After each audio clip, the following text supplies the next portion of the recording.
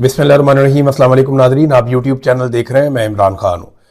खैबर पख्तूनख्वा के वज़ीर आला सुहेल अफरीदी ने धरना दिया था अडयाला जेल के बाहर। रात के आखिरी पहर उन्होंने अपना ये धरना ख़त्म कर दिया। खैबर पख्तूनख्वा के वज़ीर आला के साथ सलमान अकरम राजा थे, दीगर बहुत सारे अरकान असम्बली थे। जो लोग नहीं पहुंचे थे वो भी आ गए थे। मैंने पिछले वीलॉग में बताया आपको, शहरियार अफरीदी का, जुनैद अकबर साहब का, तो ये लोग भी पहुंच गए थे क्योंकि गंडापुर नहीं आए और गंडापुर का कोई भाई भी नहीं आया। तो शानदाना गुलजार साहबा भी वहां पे आई थी और दीगर बहुत सारे जो पाकिस्तान तहरीक इंसाफ के MNAs MPAs वो वहां पे अडयाला जेल के बाहर देखे गए और इन्होंने यहां पे आकर एहतजाज किया, धरना दिया। इमरान खान साहब से मुलाकात करने की कोशिश की लेकिन इंतजामिया टस से बस नहीं हुई और कोई मुलाकात नहीं करवाई गई। रात को लगभग 2:45 बजे ये धरना कॉल ऑफ कर दिया गया और खैबर पख्तूनख्वा के तमाम MPAs और जो MNAs उनके साथ मौजूद थे वो सारे गाड़ियों में बैठ के वहां से रवाना हो गए। लेकिन जाने से पहले उन्होंने कुछ बयानात दिए। एक बयान जो है वो शाहिद खटक का था, जिन्होंने कहा कि हम कल इनके ऊपर एक बाउंसर मारेंगे और जल्द आपको बहुत सारी चीजें और बहुत सारी इंफॉर्मेशन मिलेगी। इसके बाद सलमान अकरम राजा साहब ने भी अनाउंसमेंट किया, बाकी लोगों ने भी अनाउंसमेंट किया। ये लोग चाह रहे थे कि इमरान खान साहब से मुलाकात हो जाए, चाहे इमरान खान साहब के डॉक्टर्स की मुलाकात हो जाए, चाहे कोई सियासी बात हो या ना हो, लेकिन इमरान खान साहब से मुलाकात होनी चाहिए। तशवीश बढ़ती जा रही। देखिए, जो काबिल एतबार सोर्सेज है ना, उनसे कोई भी मालूमात इमरान खान साहब के हवाले से अभी तक बाहर नहीं आई। यह जरूर पता चला कि इमरान खान साहब अस्पताल पहुंचे और उन्हें पिम्स अस्पताल लाया गया इस्लामाबाद में और उनका एक इलाज भी किया गया, एक ट्रीटमेंट था उनका, वो उनको दिया गया। लेकिन किसी भी इमरान खान साहब के करीबी शख्स से या किसी ऐसे सोर्स से जो मालूमात, जिसकी मालूमात के ऊपर भरोसा किया जा सके, जिसकी मालूमात पे इमरान खान साहब के कारकुन, उनकी पार्टी के लोग या उनकी फैमिली के लोग भरोसा करें, उससे इमरान खान साहब की मुलाकात नहीं हुई। हम सहाफियों के पास भी जो खबरें हैं वो मुख्तलिफ जराए से हैं। कुछ अस्पताल के जराए हैं, कुछ पुलिस के जराए हैं, कुछ एजेंसियों के जराए हैं, कुछ जराए जो हैं वो जेल के जराए हैं। तो सब अपने अपने जराए को इस्तेमाल करते हुए खबरें दे रहे हैं और डॉट कनेक्टिंग हो रही है कि इमरान खान साहब को अस्पताल पहुंचा के उनका इलाज करवाया गया, जिसकी तस्दीक वफाकी वजीर इत्तलात अता तारड़ ने भी कर दी है। अब तशवीश बढ़ती जा रही है कि इमरान खान साहब की हालत क्यों इतनी खराब हुई या मामला असल में है क्या। डॉक्टर इमरान खान साहब के पहुंच गए, जो उनके जाती मुआलिज हैं वो भी पहुंच गए अडयाला के बाहर। तो ये ऑफर भी दी गई कि आप डॉक्टर्स की मुलाकात करवा दें, तो बिल्कुल गैर सियासी लोग हैं, ये कोई सियासी बात भी नहीं करेंगे, आकर आप करवाएं मुलाकात। खबरें आती रही कि बातचीत चल रही है, कोई बात बनने वाली है, लेकिन फिर इमरान खान साहब की कोई मुलाकात नहीं करवाई गई। डॉक्टर आसिम यूसुफ जो इमरान खान साहब के अपने डॉक्टर हैं और दीगर कुछ डॉक्टर हैं, 2-3 मुआलिज थे, वो रात गए तक इंतजार करते रहे, लेकिन जब मुलाकात नहीं हुई तो फिर वो चले गए। और 2:45 बजे पाकिस्तान तहरीक इंसाफ ने धरना खत्म कर दिया और अब एक नई हिकमत अमली का अनाउंसमेंट सुबह किया जाएगा। यह हिकमत अमली जो अनाउंस की जाएगी ये सुप्रीम कोर्ट ऑफ पाकिस्तान के अहाते से की जाएगी। इत्तला यह है कि पाकिस्तान तहरीक इंसाफ ने अनाउंस किया है जाते जाते कि तमाम MNAs MPAs सेनेटर्स और टिकट होल्डर्स, ये सारे लोग और जो ओहदेदार हैं वो सारे लोग पहुंचे सुप्रीम कोर्ट ऑफ पाकिस्तान और अगला धरना सुप्रीम कोर्ट ऑफ पाकिस्तान में दिया जाएगा। अब सुबह 10 बजे मुझे ऐसा लगता है कि सुप्रीम कोर्ट ऑफ पाकिस्तान के बाहर एक पूरा कर्फ्यू का माहौल बना दिया जाएगा। जो रेड जोन है उसे सील कर दिया जाएगा और कोशिश की जाएगी कि पाकिस्तान तहरीक इंसाफ के लोग धरना ना दे सकें। लेकिन देखिए, जो अरकान असम्बली हैं, जो सेनेटर्स हैं, उनका अपना एक इस्तेहकाक होता है। उनके साथ आप जोर जबरदस्ती अगर रेड जोन में करेंगे तो ये खबर इंटरनेशनल मीडिया पे जाएगी और हर तरफ ये रोला पड़ जाएगा। इतना आसान नहीं होता कि एस्टेब्लिशमेंट का जो दिल करे वो करती चली जाए। आप बहुत जुल्म कर रहे हैं, बहुत जबर कर रहे हैं, बहुत सारी चीजें आपने की है, लेकिन आप हर वक्त सारा कुछ नहीं कर सकते। तो पाकिस्तान तहरीक इंसाफ के जो अरकान असम्बली हैं, जिन्होंने इमरान खान साहब के नाम के ऊपर वोट लिया है, जो जाकर सीटों पर बैठ गए हैं, अब उनका इम्तिहान शुरू हो गया। अवाम ने तो बार बार इम्तिहान में पास होकर दिखाया, लेकिन असल इम्तिहान जो है वो अब अरकान असम्बली का है, सेनेटर्स का है, कौमी असम्बली के अरकान का है, सूबाई असम्बली के अरकान का है, वुज़रा का है, जो माजी में वजारतें लेते रहे उनका इम्तिहान है। अब इन सारे लोगों को आकर सुप्रीम कोर्ट ऑफ पाकिस्तान में एहतजाज रिकॉर्ड करवाना पड़ेगा और जितनी भी कॉल्स दी जाए उन तमाम कॉल्स के ऊपर इन लोगों को आना पड़ेगा। तो पहली हिकमत अमली ये है कि सुप्रीम कोर्ट ऑफ पाकिस्तान में जाकर धरना देंगे और वहां पे ये कोई अनाउंसमेंट करेंगे जो अगले लाएअमल के हवाले से होगी। और याद रखिएगा जुम्मे का दिन है, सुबह 10 बजे इन्होंने रखा है, तो ये 12-1 बजे तक चलेगा मामला मैक्सिमम। उसके बाद जुम्मे की नमाज हो जाएगी और फिर हफ्ते वाले दिन खैबर पख्तूनख्वा में ही दोबारा पॉलिटिकल एक्टिविटीज है सुहेल अफरीदी की। एक नए जिले में वो जा रहे हैं, गालिबन इस मरतबा वो सवाबी में जा रहे हैं जहां पे बहुत बड़ी एक्टिविटी पॉलिटिकल होने जा रही है। और उसके बाद एतवार के दिन उन्होंने एक बड़ा जरगा बुलाया है, जिस जरगे में वादी तीरा के हवाले से अहम इंकशाफात होंगे, अहम फैसले होंगे और पता चलेगा कि वादी तीरा के लोगों को जो बेदखल किया गया उनके इलाके से, उन्हें जो जबरी तौर पे उनके इलाकों से इनखला पर मजबूर किया गया, इसके पीछे क्या कहानी है। और फिर अगर ये ऑपरेशन वाली सारी ये चीजें झूठ है तो फिर सुहेल अफरीदी साहब अपनी कौम को लेकर साथ अपने खुद वादी तीरा में वापस आबादकारी के लिए रवाना होंगे। ये अगला हफ्ता आपका इन चीजों में गुजर जाएगा। लेकिन इमरान खान साहब के हवाले से बड़ी शदीद तशवीश है। कुछ लोग कह रहे हैं कि जो इमरान खान साहब को लाया गया ना पिम्स अस्पताल में, तो इसमें 2-4 चीजें बड़ी इंपॉर्टेंट हुई। नंबर 1 ये कि कड़ी निगरानी के अंदर लाया गया। बाहर जो लोग मौजूद रहते हैं नॉर्मली छोटे मोटे दुकानदार, तो वहां पता चला कि बहुत सारी गाड़ियां 15-20 गाड़ियां अचानक आ गई थी, हर तरफ सिक्योरिटी फैल गई थी जब इमरान खान साहब को लाया गया। और फिर इमरान खान साहब को, अच्छा जो लोग यहां फैले हुए थे उनको भी आइडिया नहीं था कि अंदर कौन आया। और इमरान खान साहब को साबिर शाकिर साहब ने खबर दी है कि फौजी हुकाम लेकर आए थे। ये काम जो है वो फौजी हुकाम ने किया, सिविलियन इदारे ये काम नहीं कर पा रहे थे, उन्हें पता भी नहीं था कि क्या हो क्या रहा है अंदर। वो बाहर वाला कवर उनको दिया जाता है ताकि कोई एहतजाज हो जाए, कोई चीज हो जाए तो वो मौजूद रहे। अदरवाइज जो सिविलियन इदारे हैं उनको तो ये पता भी नहीं था कि हो क्या रहा। तो फौजी हुकाम के हवाले से दावा किया साबिर शाकिर साहब ने कि वो लोग लेकर आए। फिर जब ये अस्पताल के अंदर लेकर गए तो जितने सीसीटीवी फुटेजेस थी वो सारी की सारी बंद कर दी गई। कोई भी कैमरा काम नहीं कर रहा था कि किसी जगह से भी इमरान खान साहब की कोई झलक, कोई चीज बाहर ना आ जाए। ये आसिम मुनीर साहब की एक बड़ी जिद है कि मैं इमरान खान साहब की शक्ल किसी को नहीं देखने दूंगा। जब अदालत के अंदर से इमरान खान साहब की फोटो आ गई थी ना, तो आसिम मुनीर साहब ने बड़ी खौफनाक किस्म की इंक्वायरी करवाई थी कि ये कैसे हो सकता है, इसको रोको, इसको बंद करो। जब इमरान खान की 1-2 मरतबा ऑडियो बाहर आ गई थी तब भी बड़ा रोला पड़ गया था। तो मामला यह है कि इमरान खान साहब की शक्ल में किसी को नहीं देखने दूंगा, ये तो फील्ड मार्शल साहब का इरादा है और उनका फैसला है। तो सीसीटीवी फुटेजेस भी बंद कर दी गई और जहां से इमरान खान साहब को गुजारा गया वहां पे लाइटें भी या बिल्कुल कम कर दी गई या बंद कर दी गई और एक घेरा डाल के चारों तरफ से इमरान खान साहब को ले जाया गया। और जिस ऑपरेशन थिएटर में इमरान खान साहब का ऑपरेशन हो रहा था वहां डॉक्टर्स के अलावा भी नामालूम अफराद मौजूद थे और उनकी मौजूदगी में इमरान खान साहब को ट्रीटमेंट दिया गया है। यह है नादरीन वो सारी सूरत हाल। अब उनकी फैमिली, उनके घर वाले, उनकी पार्टी और पाकिस्तानी वो तशवीश में है, परेशान है कि इमरान खान को ऐसा हुआ क्या कि अचानक से पाकिस्तान टेलीविजन के ऊपर इमरान खान साहब का नाम भी चल जाता है और वो टाउट सहाफी इमरान खान साहब के हक में बोलना शुरू हो जाते हैं जिन्होंने कभी इमरान खान के हक में बात ना करने की ऐसा लगता है कि कसम खा रखी है। बहुत सारे ऐसे लोग इमरान खान के हक में बोले जो इमरान खान से शदीद नफरत करते हैं, लेकिन ये अचानक से इतनी बड़ी तब्दीली नहीं आ सकती। तो ये सारी चीजें तशवीश में मुब्तला कर रही हैं पाकिस्तान तहरीक इंसाफ को, इमरान खान साहब की फैमिली को। अब होगा क्या इसके बारे में हम बात बाद में करेंगे, लेकिन एक चीज मैं आपको बताऊं, एक तरफ एक सूबे का वजीर आला अडियाला जेल के बाहर बैठा था, इतनी बड़ी पॉलिटिकल एक नाइंसाफी है और पाकिस्तान का कोई मीडिया उसे नहीं दिखा रहा था। दूसरी तरफ एक सूबे की राजकुमारी वजीर आला वो टीवी पे बैठी थी और सारे टीवी उसको दिखा रहे थे और वो अपनी ब्यूरोक्रेसी के साथ बैठ के एक नाकाम अदाकारी और एक नाकाम ड्रामा कर रही थी।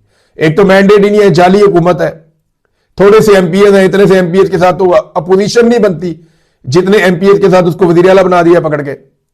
जाली हुकूमत, जाली वजीर, जाली फार्म 47 सारों के और जालसाजी करके इक्तदार पे कब्जा कर लिया। फौज में डंडा देके ब्यूरोक्रेसी को इनके पीछे लगा दिया। अब वहां बैठ के अपने डीसी कमिश्नर के साथ पूरा कुश्ती खेल रही।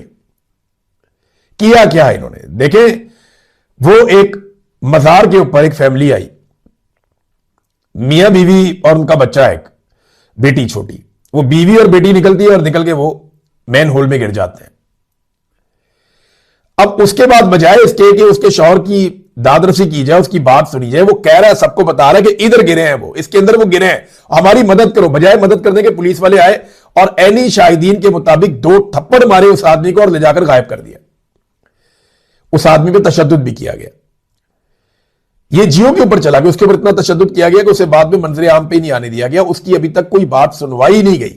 उसकी बीवी और बच्ची जो है वो नाले के अंदर से बरामद हो गया, उसके अंदर से, गटर के अंदर से। कई घंटों के ऑपरेशन के बाद उन्हें मुर्दा खाना में शिफ्ट कर दिया गया और मुर्दा खाना से निकाल के ईदी की एम्बुलेंस में डाल के फौरी तौर पे उनके गांव मुंतकिल कर दिया गया। फौरी तौर पे गांव में रवाना कर दिया गया और वो बंदा जो है शौहर, उसको अब तक सामने नहीं आने दिया गया दोबारा। ये लोगों को पागल समझते हैं और बैठ के बाद में आपस में फिक्स मैच खेल रहे हैं कि ब्यूरोक्रेसी सारी बिठाई और ड्रामा कर रहे हैं। इसी तरह के ड्रामे शहबाज शरीफ करता था, डबो के रख दिया उसने पाकिस्तान को। यही ड्रामे ये राजकुमारी भी कर रही है, ये भी पाकिस्तान का बेड़ा ही गर्क करेगी। इसके बाप ने भी पाकिस्तान का बेड़ा गर्क किया। जो इन्होंने आईपीपीज के मुआहदे किए, जो इन्होंने एलएनजीज के मुआहदे किए, जो इन्होंने कमीशनें खाई हैं पाकिस्तान के अंदर बड़े बड़े प्रोजेक्ट्स के अंदर, बेड़ा गर्क कर दिया मुल्क का पकड़ के। आज तक ये मनी ट्रेल नहीं दे सका पूरा खानदान मिलकर। इनके अपने घर का बच्चा गिरे ना गटर में तो इनको लग पता जाए। फर्ज करें ना, ये जुनैद सफदर की अभी इन्होंने शादी की है, कुछ अरसे के बाद इसके यहां अल्लाह ताला करे कोई बच्ची पैदा हो जाए तो इसकी बीवी और बच्ची किसी गटर में गिर जाए और जुनैद कहे कि उनको निकालो, और सामने से एक एसएचओ आके जुनैद को चपेड़े मार के ले जाके सीटता हुआ और उसके बाद उसकी खातिरदारी करे जाके थाने में, चंगी उसकी क्लास लें, तो उसके बाद मैं इनसे पूछूंगा कि क्या हुआ। देखो, अपने बच्चों के बारे में सोचो। हर एक को अपना बच्चा उतना ही प्यारा होता है। इन्होंने, इनके सीने में दिल है ही नहीं। ये ड्रामा कर रही है, ये ड्रामेबाजी है सारी की सारी। इनके सीने में दिल है ही नहीं। इन्होंने 2000 से ज्यादा बंदा मावराए अदालत कत्ल कर दिया पकड़ के। मावराए अदालत कत्ल, कुछ शादो नादर कहीं पे कोई बहुत बड़ा केस होता था तो पता चलता था कि यहां पे निजाम ने कोई मावराए अदालत कत्ल कर दिया। वो इन्होंने तो तबाहियां फेर दी है। इन्होंने तो इतने कत्ल कर दिए हैं, इतनी तबाहियां फेरी हैं इन्होंने कि उसकी कोई दूसरी मिसाल ही नहीं है। 2000 से ज्यादा बंदा इन्होंने पंजाब के अंदर अब तक की इतला के मुताबिक मावराए अदालत पुलिस के हाथों कत्ल करवा दिया। एक वाकई में एक ही फैमिली के 5 लड़के मार दिए इन्होंने, कि सारे इतने बड़े क्रिमिनल थे कि सबको अलग अलग शहरों में ले जाके शादी से उठाया, जाके अलग अलग शहरों में खड़ा करके सबको गोलियां मार दी और उनका रिकॉर्ड भी पीछे कोई नहीं मिल रहा। तो इनके सीने में दिल विल कोई नहीं है। ये कहानियां सुनाते हैं, लोगों को बेवकूफ बनाते हैं। अलीमा खानम ने एक बयान दिया अपने भाई के हवाले से, इमरान खान साहब के हवाले से। उन्होंने कहा कि इमरान खान अल्लाह की हिफाजत में, वो लाखों लोगों की दुआओं से महफूज हैं जो हर रोज उनके लिए दुआ करते हैं। इंशाअल्लाह वो खैरियत से रहेंगे। हुकूमत और इनके एजेंटों की इन इनहराफी तदाबीर से मुतवज्जो ना हो। हमें इमरान खान के अहकामात पर अमल दरामद करने पर मरकूज रहना चाहिए। जो इमरान खान ने कहा हमें वो करना चाहिए। हमारा खानदान इमरान खान से सिर्फ मुलाकात नहीं चाहता, बल्कि हम उनकी गैर कानूनी कैद और तन्हाई से फौरी रिहाई का मुतालबा करते हैं। जब इस्लामाबाद हाई कोर्ट के चीफ जस्टिस दानिस्ता तौर पर इमरान खान को इंसाफ तक रसाई और नतीजतन आजादी से रोक रहे हैं, तो हमारे पास कोई चारा नहीं सिवाय इसके कि हम अपने आईनी हक के इज्तिमा के तहत इज्तिमाई एहतजाज करें और मुसलसल दबाव डालें ताकि उनकी रिहाई यकीनी बने। 8 फरवरी 2024 को पाकिस्तानियों ने वोट की ताकत से जुल्म और फस्तायत को शिकस्त दी। यह पाकिस्तान की खामोश इनकलाब था जो तशद्दुद से नहीं बल्कि वोट, इत्तेहाद और अज़म की ताकत से हासिल हुआ। फिर उन्होंने 8 फरवरी के हवाले से कहा कि उस पर सबको आवाज उठानी है, सबको एहतजाज करना है। बल्कि एक और पाकिस्तान तहरीक इंसाफ और जो अपोजिशन की जमातें हैं, तहरीक तहफ़्फ़ुज़ आईन पाकिस्तान, उन्होंने एक और अनाउंस किया कि सारा दिन आपने हड़ताल करनी है, पहिया जाम हड़ताल करनी है, हर चीज को आपने बंद रखना है पूरे पाकिस्तान में। और उसके बाद शाम के वक्त निकल कर जहां जहां मुमकिन हो, जिधर जिधर हो सके पूरे पाकिस्तान के अंदर मशाल बरदार रैलियां निकालनी है। मशाल बरदार रैलियां, वो जो आग जला के हाथ में पकड़ के रैली निकालते हैं ना, तो वो रैलियां निकालनी है। अगर इसके मुनाजिर पूरे पाकिस्तान से आए तो ये बड़ा जबरदस्त और शानदार मुजाहरा हो जाएगा पाकिस्तान तहरीक इंसाफ की जानिब से। बल्कि ये रैलियां तो पूरी दुनिया में निकाली जा सकती हैं और पूरी दुनिया से इनके मनाजिर आ सकते हैं। तो नाज़रीन, ये अलीमा खानम ने स्टेटमेंट दिया। इमरान खान साहब के बेटे ने भी स्टेटमेंट दिया है। कासिम खान का स्टेटमेंट है, मेरे वालिद इमरान खान अब तक 900 दिन से ज्यादा एक डेथ सेल में कैद है, जहां ना उन्हें खानदान से मिलने दिया जा रहा है और ना ही अपने जाती डॉक्टरों तक रसाई हासिल है। इन्हें आंख की एक खतरनाक बीमारी की तशखीस हुई है जो अगर बर वक्त और मुनासिब अस्पताल में फौरी इलाज ना किया गया तो मुस्तकिल बीनाई के नुकसान का सबब बन सकती है। दुनिया को यह देखना चाहिए कि आज के पाकिस्तान में जमहूरियत खोखली हो चुकी है और बुनियादी इंसानी हकूक को कुचला जा रहा है, सब आवाज उठाए इससे पहले कि देर हो जाए। इस तरह की चीजें कासिम खान ने भी लिखी हैं, इमरान खान साहब के साहबजादे ने। अब रोला पड़ा हुआ है हर तरफ, इंटरनेशनल मीडिया में ये खबरें छप रही हैं। टेलीग्राफ को पढ़ा मैंने और बहुत सारे अखबारात में पढ़ा, बैनुल अक़वामी मीडिया इसको छाप रहा है, रॉयटर, सब इधर उधर, कि जनाब इमरान खान साहब के साथ ज्यादती हो रही है, उनकी आंख का ट्रीटमेंट किया गया, उनको निकाला गया, लेकिन फैमिली को आगाह नहीं किया गया। और ये कोई छोटी बात नहीं है, ये बहुत बड़ी बात है, बड़ी गैर इखलाकी और गैर कानूनी बात है कि आप एक कैदी के साथ ऐसा सलूक करें, और कैदी भी वो जो साबिक वजीर आज़म। और इमरान खान ने एक मरतबा नहीं, कई मरतबा एक बात कही, और वो आप सबको याद रखनी पड़ेगी।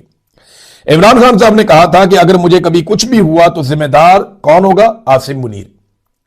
इमरान खान साहब एक मरतबा नहीं, कई मरतबा बता चुके हैं कि अगर मुझे कुछ भी हुआ तो जिम्मेदार आसिम मुनीर होगा।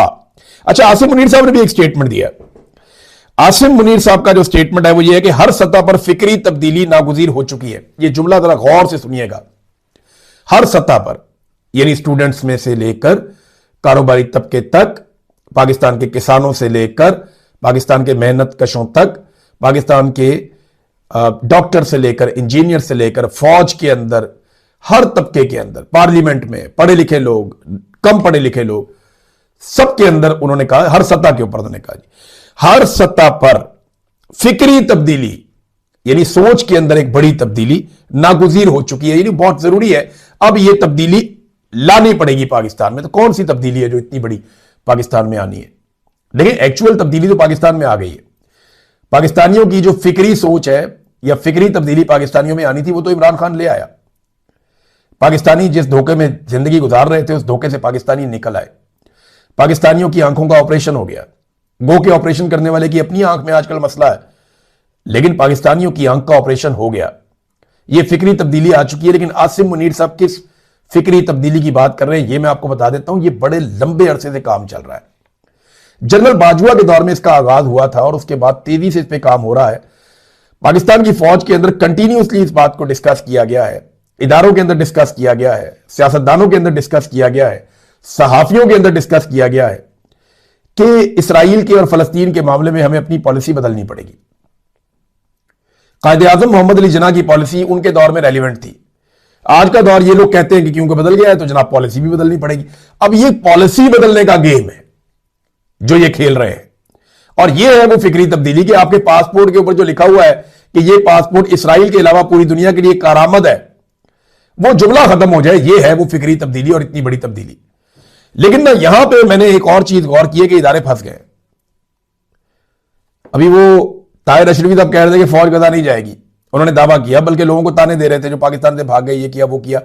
ताहिर अशरफी साहब जितनी मार अपने खाई है ना, इसका 1% आपको पड़े ना तो आपकी ब्रेकें नहीं लगनी।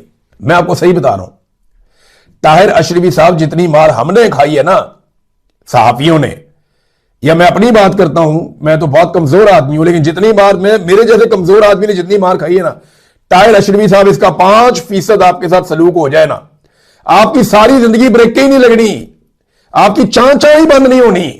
ये लिख कर ले आप मेरे से, लिख कर ले आप मेरे से। और इसीलिए तो आप हर एक के साथ बैठ जाते हैं, इसीलिए तो आप हर एक जूते को पकड़ के पॉलिश कर देते हैं, इसीलिए तो आप हर जर्नैल के साथ खड़े हो जाते हैं, इसलिए तो आप हर हुकूमत का हिस्सा बन जाते हैं, क्योंकि आपको पता है कि आपकी औकात नहीं है कि आप किसी जगह पे भी मुजामत कर सके। आप ये कर ही नहीं सकते, आपके अंदर ये क्वालिटी नहीं है, आपके अंदर ये है ही नहीं, आप कभी मुजामत कर ही नहीं पाएंगे, इस काबिल ही नहीं है आप। तो ताहिर अशरफी ने कहा जनाब कि फौज नहीं जाएगी गजा में, लेकिन मेरा यह मानना है कि ताहिर अशरफी को अपने मालिकों से पूछना चाहिए कि जनाब कम से कम तरदीद तो कर दे। जो बात अमेरिकी वजीर खारजा मार्को रूबियो ने जो बात की है उसकी तरदीद कर दे। फिर कम से कम ये कहे कि मार्को रूबियो ने झूठ बोला है, क्योंकि मार्को रूबियो ने तो कहा कि पाकिस्तान ने खुद दरखास्त की है कि हम अपनी फौज गजा में भेजना चाहते हैं। तो ताहिर अशरफी साहब आप कह रहे हैं नहीं भेजना चाहते, मार्को रूबियो कह रहा है कि पाकिस्तान खुद अर्जी डाल रहा है कि भेजना चाहते हैं। तो आप बताएं कि आप सच बोल रहे हैं या मार्को रूबियो सच बोल रहा है? और अगर मार्को रूबियो झूठ बोल रहा है तो कम से कम आपका महकमा खारजा या आपका DGISPR या आपका आर्मी चीफ और कोई बंदा तो आगे कह दे कि ये झूठ बोल रहा है पाकिस्तान के बारे में। वो नहीं बोलेंगे। वो इसलिए नहीं बोलेंगे कि वो जानते हैं कि मार्को रूबियो ने जो बात की है उसके पास उसका सबूत भी है, वो अर्जी उनके पास मौजूद है जिसमें यह दरखास्त उनसे की गई थी। अब जिस किस्म का रद्देअमल अवाम की जानिब से आया, या इदारों के अंदर मुख्तलिफ जगहों पर जो रद्द-ए-अमल आया बोर्ड ऑफ पीस के मामले पे, उसके बाद एक बड़ी अजीबोगरीब सिचुएशन पैदा हो गई है पाकिस्तान में कि गजा फौज कैसे भेजें। गजा फौज भेजना भी चाहते हैं, ये इनकी ख्वाहिश भी है। डोनाल्ड ट्रंप का हुक्म आ गया तो मुसीबत बन जाएगी, लेकिन भेज भी नहीं सकते, इतनी बुरी तरह फंस गए हैं। भेजते हैं तो फिर मरते हैं, नहीं भेजते तो फिर मरते हैं। ये बहुत बुरी तरह फंसे हुए हैं और ये दावे कर रहे हैं कि हम नहीं भेजेंगे, हम नहीं भेजेंगे, लेकिन जब चैलेंज आएगा तो तब पता चलेगा। अभी कुछ कहा नहीं जा सकता, लेकिन यह बहुत मुश्किल हो गया है कि अब यह गजा फौज भेज सकें या गजा में, फलस्तीन के इलाके में, गजा के इलाके में यह फौज भिजवा सके फौरी तौर पे। तो यह बहुत तकरीबन नामुमकिन होता जा रहा है, लेकिन पता कोई नहीं इनका। इन्होंने बहुत ऐसी कार्रवाइयां डाली हुई हैं, यानी वो जैसे डी चौक में इन्होंने 26 नवंबर को बंदे मार दिए थे और जिस खबर की बुनियाद के ऊपर उन्होंने मारे थे, जिसके बाद ये अग्रेसिव हो गए थे, वो खबर आप देख लें। ये है एजाज सैयद साहब की खबर थी, पीटीआई एहतजाज, शरपसंदों ने रेंजर्स अहलकारों पर गाड़ी चढ़ा दी, 4 अहलकार शहीद, 5 जख्मी। ये कत्लेआम जो है ना वो डाल दिया गया था। कत्लेआम क्या था? एक हादसा था गाड़ी का, वो डाल दिया गया था पीटीआई पे और उसके बाद पीटीआई के ऊपर धड़ाधड़ गोलियां चल रही थी। बहुत गुस्सा था सारों को, आग मुंह से उगल रहे थे, मुंह से इनके थूके और झागे निकल रही थी। अगले दिन सारे पहुंचे हुए थे जनाजे के अंदर और ये कह रहे थे गाड़ी चढ़ा दी, शरपसंदों की गाड़ी थी वो। लेकिन अब जरा खबर सुने आप। रेंजर एहलकारों की शहादत का जो केस है, इसमें इस्लामाबाद हाई कोर्ट का गाड़ी असल मालिक के हवाले करने का हुक्म जस्टिस अरबाब मोहम्मद ताहिर और इनाम अमीन मिन्हास ने फैसला जारी कर दिया। मुकदमे में नामजद मुलजिम की जमानत हो चुकी है, जिसका पाकिस्तान तहरीक इंसाफ से कोई ताल्लुक नहीं था। और बंदा कहता है जी मेरा पोता बगैर इजाजत के गाड़ी ले गया था। पोता जो है वो ज़हनी तौर पे तंदुरुस्त नहीं है, लिहाजा गाड़ी वापस की जाए। जज ने कहा जी गाड़ी वापस कर दें। ये वाली खबर थी जिसको बुनियाद बना के खबर गलत छप गई, गलत खबर छुपवा दी गई कि जनाब ये शरपसंदों की गाड़ी थी पीटीआई के एहतजाज में और इन्होंने रेंजर्स वाले मार दिए और उसके बाद वहां कत्लेआम कर दिया पाकिस्तान तहरीक इंसाफ का, इसका बहाना बना के। वो बंदा भी अपने घर में, उसकी गाड़ी छोड़ने का भी अदालत ने हुक्म जारी कर दिया है। यह है नाज़रीन हालात। अब तक इतना ही, अपना ख्याल रखिएगा, अपने चैनल का भी। अल्लाह हाफिज।